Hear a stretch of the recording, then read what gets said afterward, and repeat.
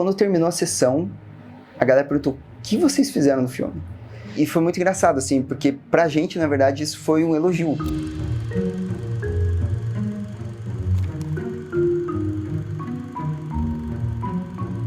O cinema, e daí pra mim essa é a grande diferença, que a gente tá sempre a serviço da narrativa. Se pra eu contar essa história, essa casa, ela precisa que esses focos de luz sejam removidos na pós, então ele é um VFX que vale a pena, porque ele tá dentro do conceito do filme, ele tá dentro daquilo que eu quero narrar, então ele é importante pra narrativa. Então às vezes o tirar, o colocar, o quanto eu coloco, ou quanto eu deixo de colocar, tem muito a ver com aquilo que eu tô narrando e com aquilo que eu tô querendo contar, assim. É um grande desafio nosso tentar esconder a nossa manipulação em tela. E às vezes a gente faz um efeito que ele fica bom, mas ele se sobressai. E isso é muito dolorido, assim, porque a partir do momento que a pessoa fala: porra, aquele efeito é legal, e ela sai do filme, ela não volta pro filme, e às vezes ela começa a perceber falhas e erros durante o filme, o que não era a ideia. Por exemplo, na montagem, se você faz um erro de continuidade, se você tem uma boa história, se você tem uma boa linha narrativa, uma boa música, uma boa fotografia, ninguém vai perceber o erro de continuidade, porque você coloca o espectador naquele passeio emocional, e ele não vai perceber quando uma coisa muda, quando uma coisa troca de lugar. Agora, se tem uma coisa manca no filme, automaticamente isso cresce e você vê a falha. E trabalhar efeito visual é você tentar não deixar manco. Então você tá ali para auxiliar a contar a história, não para se sobressair da história. E isso é o mais difícil. Encontrar esse equilíbrio é o mais difícil. 2 anos atrás a gente ganhou o melhor filme em Gramado, com um filme que você olha, é um filme completamente naturalista, assim. É um filme dentro de uma periferia, de uma mãe que tá atrás do filho dela, não sei o quê.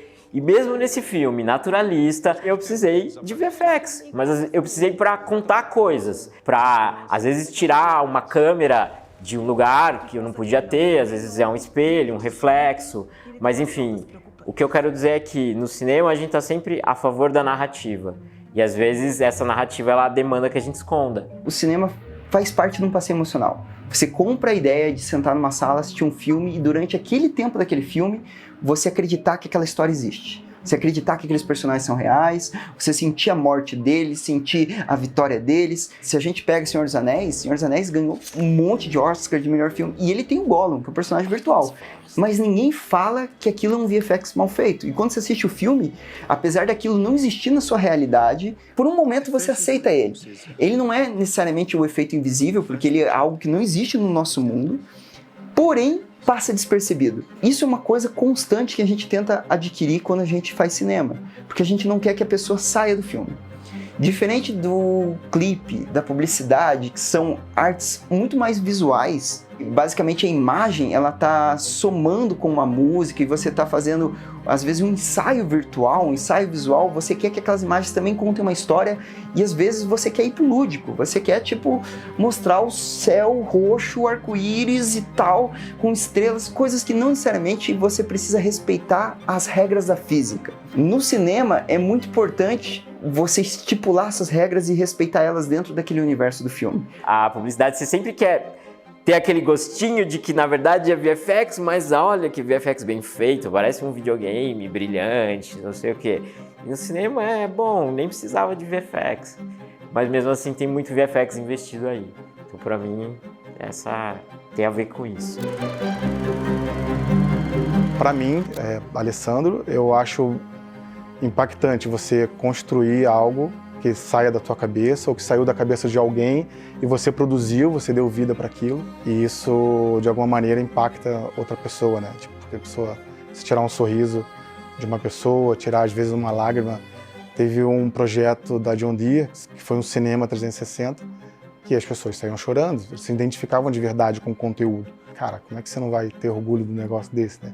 É uma tarefa nobre e muito difícil, né, de impactar as pessoas, né? O lado de contar história sempre está incrustado, assim, em quem a gente é, assim. Sempre faz parte de quem nós somos como artistas, assim. Eu acho que o software é só uma ferramenta. Antigamente, para cortar, eles usavam gilete e colavam o filme com durex. Hoje a gente usa o mouse ou usa os dedos através do CapCut. Mas o mais importante não é cortar. é como você conta, como você corta aquela história. Eu acho que tem muita gente que você pega muita ferramenta, mas a ferramenta é uma coisa efêmera, assim, ela passa. O tempo todo a ferramenta muda, mas o porquê, como você faz aquilo, por que você está contando aquela história, o plano que vem antes, o plano que vai no futuro, como aquilo junto comunica uma ideia, 2 mais 2 igual a 4, é muito mais importante do que simplesmente a ferramenta. Uma tela de alta resolução não salva uma história mal contada, né? Todo mundo consegue fazer um tutorial e aprender uma técnica para um determinado produto, ou um determinado efeito ou algo do tipo. Mas se você não conseguir contar uma história, meio que não faz sentido, né? Se você tem uma história boa, a história vai fazer com que você vá atrás do conteúdo que você precisa. Eu preciso fazer, sei lá, uma xícara 3D porque eu quero fazer essa xícara acertando a parede. Cara, aí você vai atrás desse conteúdo, mas tem uma razão de você ir atrás desse conteúdo. Não foque nas técnicas, né? Primeiro foque em conseguir contar bem uma história, captar esses elementos, esses signos, essas coisas e manipular isso, daí você vai conseguir chegar mais rápido num lugar daqueles que são top, tipo, vendo tutorial e fazendo um monte de tutorial. Durante muito tempo eu achei que eu queria fazer filmes pra minha mãe ver, sei lá, pros meus irmãos, sei lá, qualquer pessoa que eu conhecesse sentar na frente da TV e ver meu nome lá e ver, nossa, Lucas, Era de Gelo 2, sei lá. E aí eu trabalhei em filmes gigantes e enormes e eu descobri que pra minha vida o que eu gosto é de filme autoral. E aí eu entendi isso de mim, assim, depois de velho eu entendi que o que eu quero não é fazer os filmes grandes, é fazer os filmes que me deixam bem com os meus amigos. E aí desses filmes, cara, eu tenho 20 longas metragens que, enfim, que ficam nesse limbo do autoral, assim, eu amo muito todos eles, assim. Um erro que eu cometi quando eu comecei, lá atrás, assim, eu tinha um estilo que eu achava muito legal. Sempre achei massa, uns motion graphics russos, assim, tem uma característica bem específica. Você vê, você sabe que é um motion graphics russo, né? Eu achava muito legal, mas eu achava muito legal outras coisas também. Eu nunca me dei o luxo, a paciência de tipo, não, cara, então esse aqui é o estilo que eu gosto, então eu vou fazer isso aqui. Quando eu conseguir fazer isso aqui, daí eu paro e penso se esse é o estilo que eu quero fazer. Mas eu vou até o final dele. E como a internet, né, veio para trazer essa gama de informações, né, e eu acabava indo navegando entre outras coisas. Então, entenda mais rapidamente qual que é o lugar que você quer estar. Ano passado também a gente terminou um filme, foi um processo muito doido. O filme chama Ulisses, então é a Odisseia de Ulisses em São Paulo. É um filme de projeto de lei, é um projeto de lei de orçamento razoável, assim. E foi um filme que o diretor ele veio para Curitiba uma sexta-feira, trouxe o filme para mim, era um apanhado de imagens da carreira dele, de coisas, enfim, muitas fontes diferentes, assim, além do material gravado para esse filme mesmo. E aí ele só jogou na minha mão e voltou dali 1 ano e meio pra gente ver o filme pronto, assim. Então eu fiquei, trancado nessa sala, ligando pedais de guitarra, placas de captura e comprando coisas analógicas e fazendo experiências. E me pagaram para fazer isso, me pagaram para ficar 1 ano e meio brincando com o material. Então, para mim, o Ulisses também, ele tem esse prazer do processo, sabe?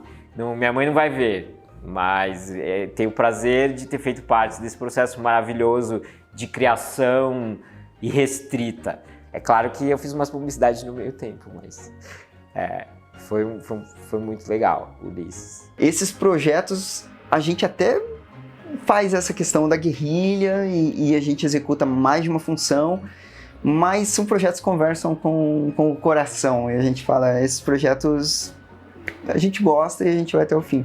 A gente brinca. E é até engraçado. Mas aqui na produtora, às vezes a gente dá uma de Robin Hood, assim. São os projetos que entram com grana que pagam os projetos que não tem grana. E a gente vai equilibrando isso o tempo todo, assim. Então, tem projetos assim que a gente pega e a gente fala, cara, esse projeto não é legal, sabe? Tipo, não tem nada que desafia, não tem nada que faça a gente crescer antes do que a gente quer evoluir e tal. porém esse projeto tem uma grana legal que pode fazer aquele projeto lá que a gente queria participar se sustentar. Então acaba sendo um jogo para poder você conseguir tanto fazer aquele projeto que às vezes ele é muito mais autoral e ele é muito mais criativo dentro do processo. Então você meio que tem que calibrar esses projetos para conseguir realizar eles.